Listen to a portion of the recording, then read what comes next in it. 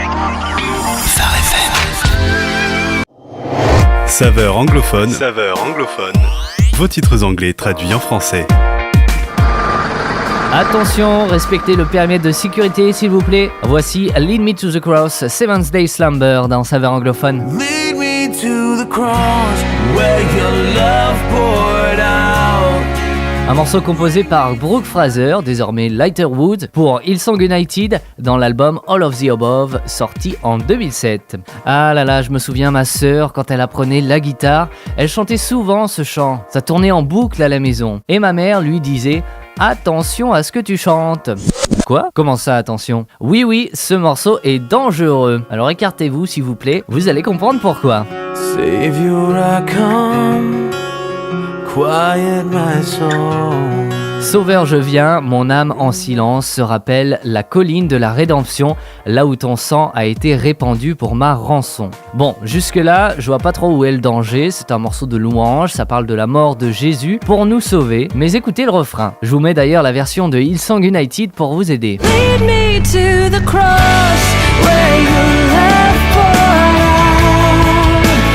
Bring me to my knees. Conduis-moi à la croix, là où ton amour s'est répandu. Fais-moi tomber à genoux, Seigneur, je te donne tout. Libère-moi de moi-même, je t'appartiens. Conduis-moi, guide-moi jusqu'à la croix. Alors pourquoi ce morceau est-il dangereux ? Eh bien la réponse est très simple, parce que Dieu n'est pas sourd, il nous entend. Et ça ne tombe pas dans l'oreille d'un sourd, si j'ose dire. Il nous prend au mot. Alors pour mieux comprendre, il faut voir ce que ça veut dire la phrase « Conduis-moi à la croix ». La croix, c'est le symbole de l'amour de Dieu déversé pour nous, de la grâce, mais c'est aussi le symbole de la mort. L'amour, la mort, tu joues sur les mots là. Dans Matthieu chapitre 16 au verset 24, Jésus nous rappelle cette parole, pas toujours facile à entendre. Si quelqu'un veut être mon disciple, qu'il renonce à lui-même, qu'il se charge de sa croix et qu'il me suive. En fait, de même que Christ est mort à la croix, il nous appelle à mourir à nous-mêmes, tel un grain de blé planté dans la terre pour pouvoir porter du fruit. En fait, quand l'artiste chante ce refrain, c'est comme s'il priait Dieu de l'emmener jusque dans ses derniers retranchements, c'est-à-dire la mort de sa nature mauvaise,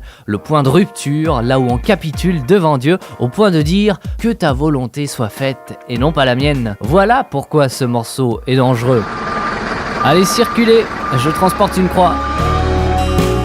You were as I tempted and tried. Tu as été comme moi, un être humain tenté et éprouvé. Toi, la parole devenue chair, tu as porté mon péché et ma mort, mais maintenant tu es ressuscité. Alors rassurez-vous, l'artiste n'est pas masochiste, puisque la bonne nouvelle, c'est que si nous mourons en Christ, nous ressuscitons avec lui. Voilà pourquoi le pré-refrain dit « Tout ce que je chérissais tant, je le considère comme une perte ». C'est une citation de l'apôtre Paul dans Philippiens 3. Il avait toutes les conditions requises pour être un bon religieux, hébreu, né d'hébreu, il connaissait la loi, etc. Pourtant, il considère tout ça comme de la boue à cause de l'excellence de la connaissance de Jésus-Christ. C'est-à-dire qu'il tient plus à le connaître qu'à tout le reste. Pour conclure, lorsque l'on chante « Conduis-moi à la croix », ça veut dire aussi « Conduis-moi à toi, conduis-moi à te connaître plus », comme nous dit le pont, « Conduis-moi jusqu'à ton cœur ». Et finalement, c'est ce qu'il y a de plus important. Seventh Day Slumber, Lead Me to the Cross sur Phare FM.